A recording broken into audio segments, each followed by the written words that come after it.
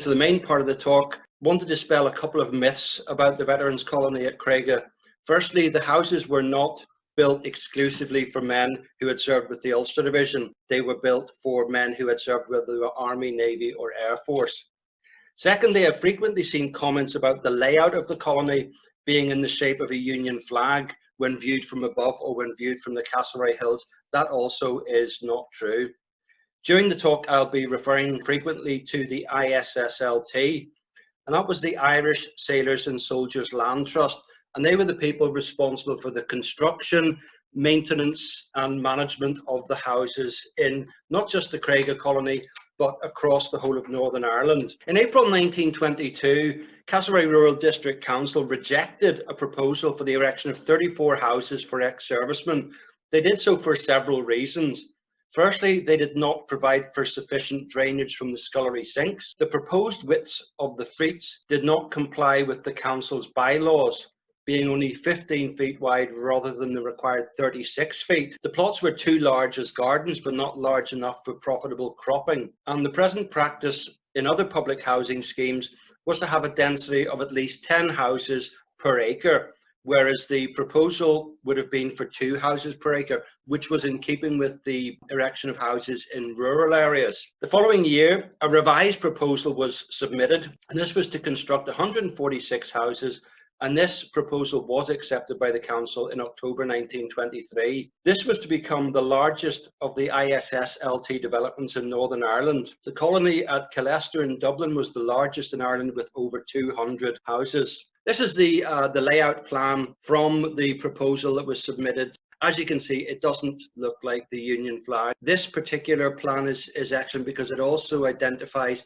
the style of house for each of the blocks that you can see there. The houses were built on a 17-acre parcel of land that had been purchased from the Marquis of Downshire for £2,084. That equates to approximately £120,000, 686 in current terms, or £7,000 per acre.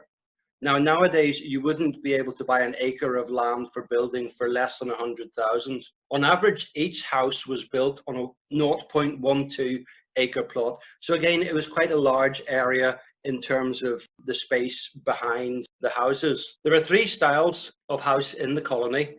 There are 28 type W1 houses, 38 type W2, and these are all semi-detached. And there are 80 type W3 houses, which were built in blocks of 4. The initial rent in 1926 was 10 shillings per week, which equates to £30 per week in current terms. And the construction was completed between July and December 1925. Based on the Belfast street directories, all the houses were occupied by the end of 1927. However, of the 146 original occupants, only 84 were still residing in the colony in 1932. Over 40% of the original occupants had left the colony in a 6-year period, and that's unusual compared to other sites. There's several potential explanations, including relocation necessitated by employment, but there's one particular reason that I'll come to shortly. With the concentration of ex-servicemen, it's hardly surprising that a Cregagh branch of the British Legion and a hall was constructed close to the colony. The red rectangle is the location of the RBL Hall today. Whether that's the same location as in the 1920s, I don't know. There was also a on-site general merchandise store at the end of Hammond Avenue.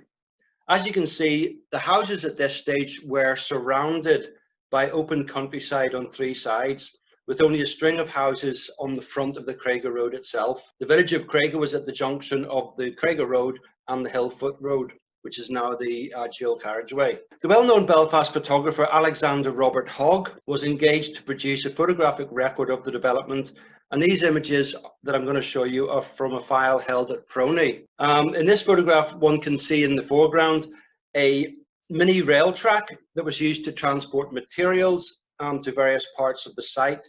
The houses in the foreground are at the junction of Bapalm, Picardy and Thiepval Avenues. This photograph is from the Bells Lane end of Picardy Avenue, which is now Montgomery Road. And if you look up at the top of the photograph, you can just see the houses curving round to the left. This photograph shows a steam engine located at Somme Drive looking down Thiepval Avenue. Each of the houses in the colony had the same facilities, although the sizes of the rooms and the internal layout of the rooms varied between the three types of house. The ground floor contained a scullery kitchen, a larder, a coal store, a bathroom, a water closet, toilet, and a living room. The first floor contained 3 bedrooms, and there were fireplaces in the ground floor lounge and in 2 of the bedrooms. The Type 1 cottages had a total floor area of 756 square feet, and the Type W2 cottage was 757 square feet. The Type 3 end houses had a total floor area of 779 square feet, and the centre houses had a total floor area of 756 square feet. And this is one of the reasons why the numbers of occupants dropped between 1926 and 1932. In 1928, the ISSLT sought eviction of tenants who had fallen into arrears with their rent, and cases were brought into the magistrates' courts. One of the cases involved a resident of Picardy Avenue who had been employed as a messenger at the Ministry of Pensions. He had been dismissed after a period of illness, with quite possibly connected to his war service. When the ISSLT sought eviction, he had been admitted to a sanatorium, and his wife and 7 children were living in the family home, and they would have had very little in the way of income because the woman would not have been able to go out to work with 7 children, so they were relying on his pension from the army. The representative of the ISSLT gave evidence that the rent had been reduced from 10 shillings per week to 8 shillings.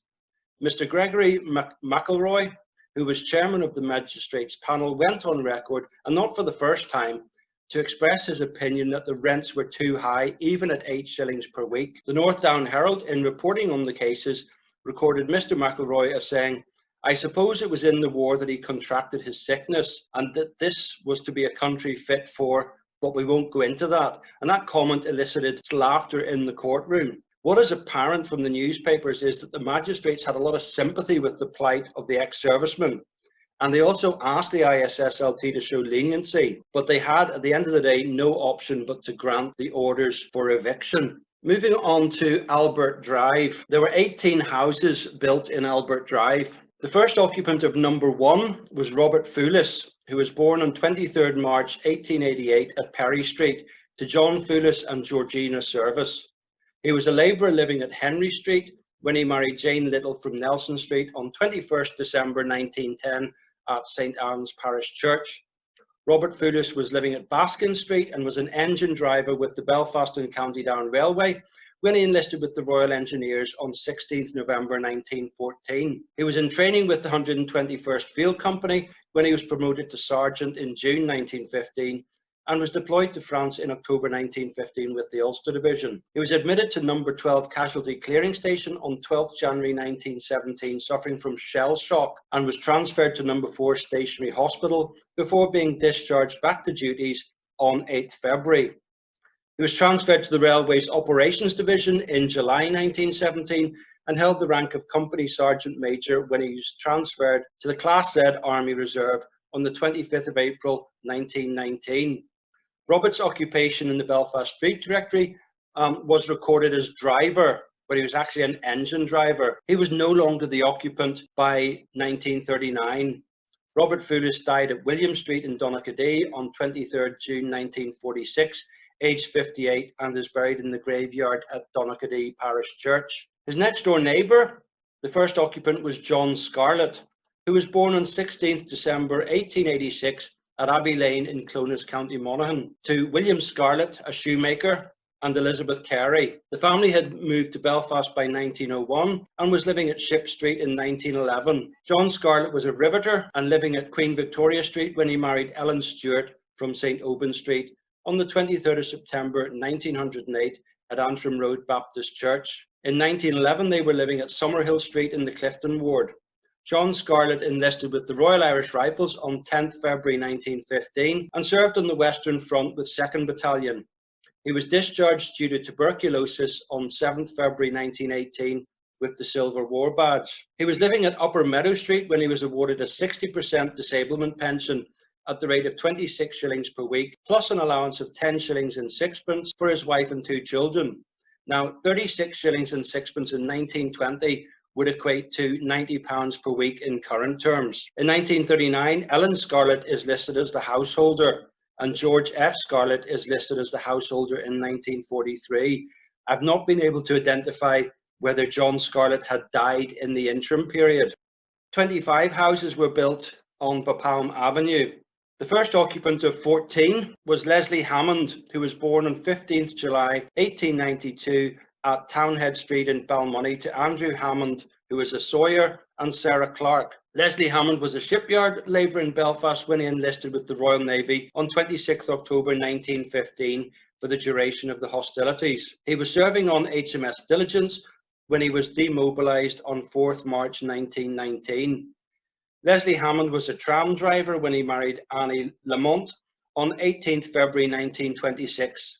Their first child, Matilda Jane, died when she was 3 weeks old on 25th October 1927 and was buried in Belfast City Cemetery. Leslie Hammond died on 13th May 1962 at number 14 Bapalm Avenue and was buried in the same plot as his daughter. John Gill was the first occupant of 24 Bapalm Avenue, which was an end house of the type W3 block of 4 cottages.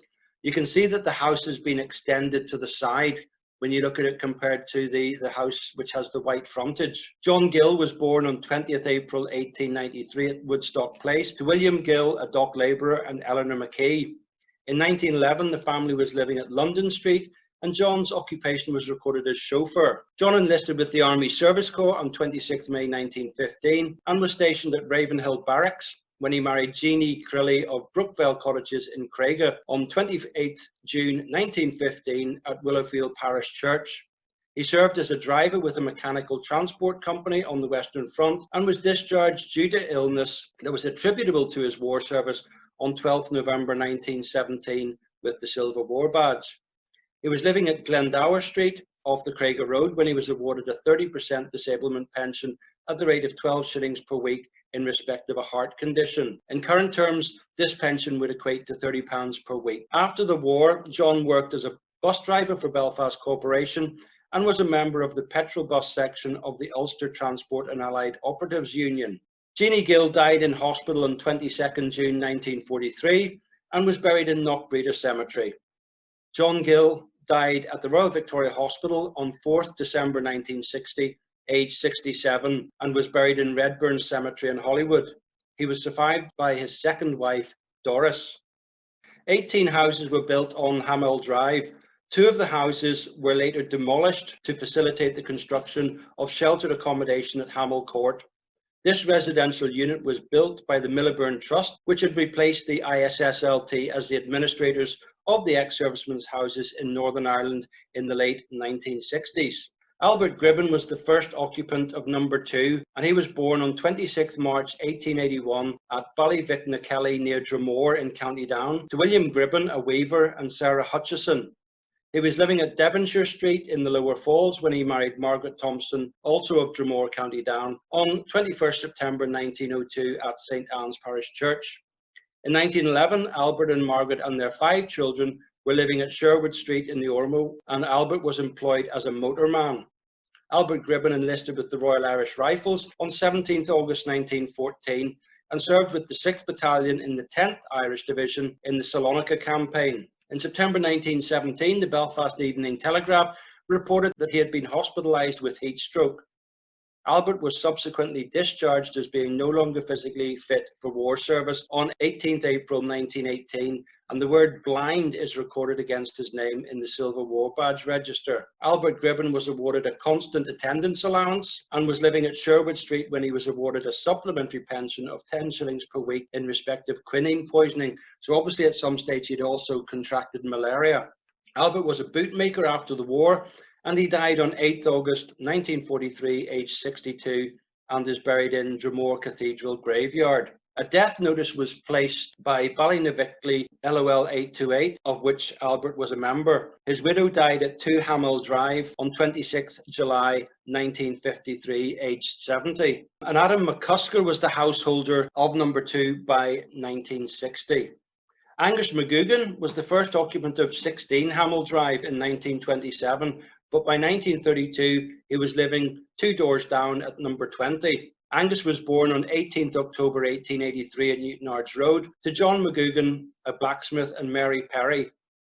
In 1911, the family was living at Picardy Avenue, and their denomination was recorded as United Free Church of Scotland. Angus was recorded as being an engine fitter when he married Elizabeth Wotherspoon at Ballinafie Methodist Church on 18th October 1912. Angus was living at Caledonia Terrace on Park Avenue when he enlisted with the Royal Naval Reserve as an engine room artificer on 26th July 1915. And he was serving on HMS Ambrose when he was demobilised on 28th June 1919. He was an inaugural member and secretary of the Engineers and Engine Room Artificers branch of the British Legion in 1923. In February 1928, the courts granted the ISSLT permission to evict Angus McGugan for non-payment of rent. However, in 1929, he was secretary of the Belfast branch British Legion, and he remained in his ISSLT cottage until his death on 3rd April 1966, aged 82.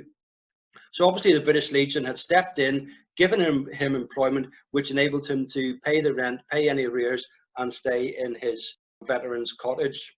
Elizabeth McGugan died at 20 Hammond Drive on 12 February 1980, aged 94. Angus and Elizabeth are both buried in Dundonald Cemetery. 29 houses were built in Picardy Avenue. Joseph Mackay was the first occupant of 10 Picardy Avenue.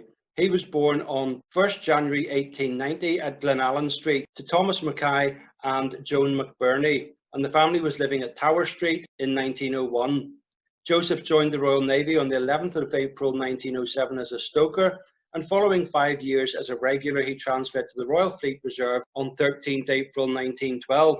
He was recalled from the Army Reserve in July 1913, and he married Sarah Boyd on 18th March 1916 at Albert Bridge Congregational Church. Sarah Mackay died at Picardy Avenue on 25th January 1961, aged 75, and Joseph Mackay was still living in his veterans' cottage when he died on 26 September 1977, aged 87. Both are buried in the Glenalina extension in Belfast City Cemetery.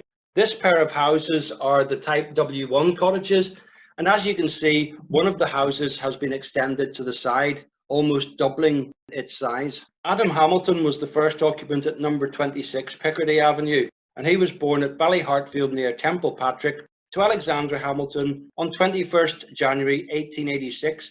The family had moved to the Shankill area of Belfast by 1901, and Adam was a labourer in the gas works and living at Bootle Street when he married Grace Dempsey of Bristol Street on 22nd August 1914 in St Anne's Parish Church. Adam and Grace had one daughter when he enlisted with the 14th Battalion Royal Irish Rifles on 14th September 1914. He was deployed to France in October 1915. He was admitted to 110th Field Ambulance on 17th June 1916, suffering accidental burns to his left leg, and was transferred to the number 18 ambulance train the following day. On July 6, 1916, authorization was granted for Adam Hamilton to wear one wound stripe, probably having been wounded during the attack on 1st July. He was serving with 2nd Battalion when he sustained gunshot wounds to the throat and neck on the 23rd of July 1918 and was admitted to number 62 Casualty Clearing Station the following day. He was transferred to a base hospital on 25th July and evacuated to the UK by hospital ship on the 11th of August. He was serving with 3rd Reserve Battalion Royal Irish Rifles in September 1918 when an X-ray revealed that a fragment of metal was embedded in the muscle at the base of his tongue. The doctor concluded that operating to remove the portion of metal represented a significant risk of greater damage being done, so it was just left to work its way out. He was living at Fortingale Street off the Old Lodge Road when he was discharged to the Class Z Army Reserve on 13th February 1919. Adam was awarded a 40% disablement pension at the rate of 16 shillings per week, plus an allowance of 7 shillings per week for one child. A pension of 23 shillings in 1920 would be the equivalent of £56 per week in current terms. Adam Hamilton's name is recorded on the Belfast Corporation Gas Department Roll of Honour, which is located in Belfast City Hall. Adam Hamilton died at Belfast City Hospital on 27th December 1954, aged 68, and is buried in Carnmoney Cemetery. When I conducted a tour of war memorials in East Belfast back in 2018, Adam's son Reggie was still living in the house, although I understand from Peter McCabe that the house was recently on the market. I do not know whether Reggie had died in the interim or had moved into a nursing home, but there you had two generations of the one family living in that house for nearly 100 years. 20 houses were built in Somme Drive.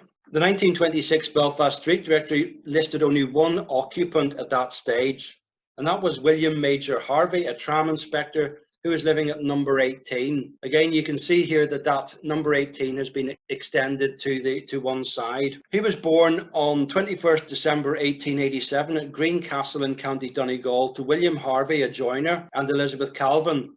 The family was living in Donegal in 1901, but had moved to Bloomfield Avenue in Belfast by 1911. William was a tram conductor when he married Margaret Orr on 5th April 1911 at Dundela Presbyterian Church. That's now called Knock Presbyterian Church. William enlisted with the Army Service Corps on 8th December 1914 and was deployed to France with the 254 Company of the Ulster Divisional Train in October 1915. He served on the Western Front until 31st December 1917 and was transferred to the Class Z Army Reserve on 17th February 1919. He was living at Nevis Avenue when he was awarded a 20% disability pension in respect of deafness at the rate of 8 shillings per week. William Harvey, who is commemorated on the Roll of Honour for Mackay Memorial Presbyterian Church, was living at Somme Drive when he died on the 15th November 1969, aged 81 years. Alexander Haye was the first occupant of 3 Somme Drive. He was born in Scotland around 1896 to Alexander Haye, a plumber, and Mary Jane Campbell. His father was born in Scotland and his mother was from County Sligo, and the family was living at Cable Street in 1911. Alexander Haye enlisted with the Royal Irish Rifles and was deployed to France with 10th Battalion in October 1915. He was stationed at Salisbury Plain when he married Agnes Helen McCulloch of Rosebery Street on 27th July 1918 at Willowfield Parish Church. He was serving with 1st Battalion Royal Irish Rifles when he was transferred to the Class Z Army Reserve on 25th March 1919. After the war, Alexander worked as a plumber and as secretary of the Cregagh branch British Legion. He wrote to Captain C. Herbert Crichton, who was the secretary of the Belfast branch of the British Legion. This is what he wrote. I have been instructed by the committee of the above branch to request that you convey through your council to Lady Haye the best thanks of our members for the interest she took in the housing of ex-servicemen in Northern Ireland on her too brief visit. We believe that her influence and the appeal to Lord Dufferin meant that the trust granting a reduction in rent from 1st July 1929. We trust that this request will be forwarded to her ladyship without delay and an invitation extended to visit Northern Ireland at her earliest convenience. One of their sons, Gordon Alexander Haye, enlisted in the 2nd Battalion Royal Inniskilling Fusiliers in 1938 at the age of 18. He transferred to the Royal Army Ordnance Corps in 1940. He served during the Second World War in India and Burma, was mentioned in dispatches and was demobilised with the rank of Warrant Officer First Class. Agnes Haye died at 3 Somme Drive on 28th April 1965, aged 69, and is buried in a McCulloch plot in Dundonald Cemetery. 32 cottages were built at Thiepval Avenue. The original occupant of 25 Thiepval Avenue was Edwin Bothwell, who was born on 4th June 1892 at Avon Street to James Bothwell and Mary Stevenson. In 1911, the family was living at Ribble Street, and Edwin was employed in one of Belfast shipyards as a rivet heater. Edwin Bothwell enlisted with the 16th 2nd Birkenhead Battalion of the Cheshire Regiment on 24th November 1914, but was not deployed to France until after 31st December 1915. Why the Cheshire Regiment? It is probable that Edwin was employed at Harland and Wolff shipyard in Birkenhead and enlisted with a local regiment rather than returning to Belfast and enlisting with an Irish regiment. He was serving with the Labour Corps when he was discharged due to wounds on 12th December 1917, aged 25, with the Silver War Badge. He was living at the family home in Batley Street when he was awarded a 30% disablement pension at the rate of 12 shillings per week, approximately £30 per week in current terms. Edwin Bothwell married Bella Emerson on 14th December 1921 at Clifton Street Presbyterian Church. The Bothwells lived at 25 Thiepval Street until at least 1950, but had moved to 2 Albert Drive by 1960. Edwin Bothwell died on 21st December 1962, aged 70, and is buried in Dundonald Cemetery. Isabella Bothwell, who was a member of the women's section of the Cregagh branch of the Royal British Legion, was living at 2 Albert Drive when she died on 23rd November 1975 and is buried at the graveyard at Clough Presbyterian Church in County Down. On 10th November 1929, newspapers reported that 2,000 people gathered at the colony to witness the unveiling of the Celtic Cross war memorial that commemorated those from the Cregagh district who fell in the Great War. The unveiling was performed by the Right Honourable John Miller Andrews, whose younger brother Thomas was managing director of Harland and Wolff and perished in the sinking of RMS Titanic. Amongst the numerous wreaths laid were ones by the Willowfield Unionist Club and by various youth organisations, including the Boys Brigade. You can see the Boys Brigade, 2 young lads getting ready to lay their wreath up in the corner. And that, ladies and gentlemen, brings this part of the presentation to an end. And I'm now going to make myself available for answering any questions or any comments that you may have.